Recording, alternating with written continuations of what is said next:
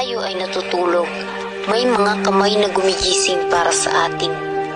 Sa ilalim ng puno ng niyog, may isang bayani na tahimik na nagtatrabaho. Siya ang manggagawa ng puso, at mula sa kanyang pinaghirapan, isisilang ang isang simpleng bagay na may malaking kahulugan, ang puso.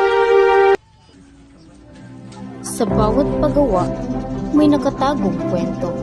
Hindi lamang ito gawa ng kamay kundi gawa ng puso at pamana ng panahon. Kilalanin natin si Ate Gemma. Ate Gemma, kailan po kayo nagsimula at ilang taon na po kayo gumagawa ng puso? Since I was born, mula sa mga magulang ko, sinunod lang namin ang negosyo. Kasi yun ang negosyo sa mga magulang namin. 56 na taon na siya ngayon. Ngunit mahigit 50 taon na rin niyang ginagawa ang bagay na ito. Mula pa noong siya ay musmus pa lamang. Ang paggawa ng puso ay hindi lamang hanap buhay para sa kanya. Ito ay negosyong minana niya sa kanyang mga magulang. Mula pagkabata, nakita niya kung paano ito ginagawa.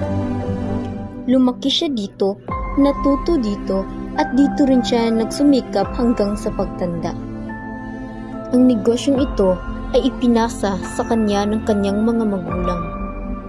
At siya naman ang nagpatuloy, nag-alaga at pinabuti sa paglipas ng maraming taon. Alam nating hindi madali ang buhay. Maraming pagsubok at hamon ang dumaan sa kanya sa loob ng mahabang panahon. Ngunit kahit gaano kahirap ang sitwasyon, kahit anong bigat ang dala ng araw, hindi nawawala ang ngiti sa kanyang mga labi.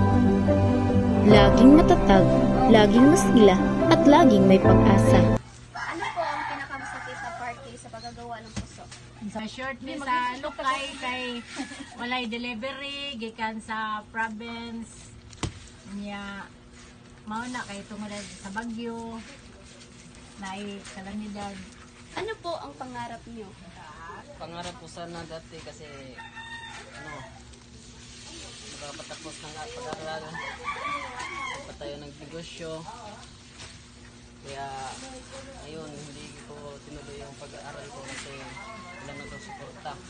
Kaya nag-isipan ko kung yun na pumasok dito sa pusuan para may pang-araw-araw ko pagkain. Ang pamana ay hindi lamang bagay na material.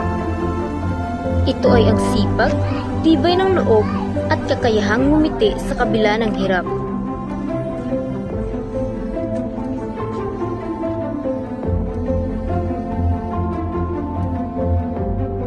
Mga bagay na ipinasa ng mga magulang sa anak at ipapasa pa sa mga susunod na henerasyon. Ito ang kwento ni Ate Gemma, pusong ginawa ng may pagmamahal at buhay na hinaharap ng may ngiti.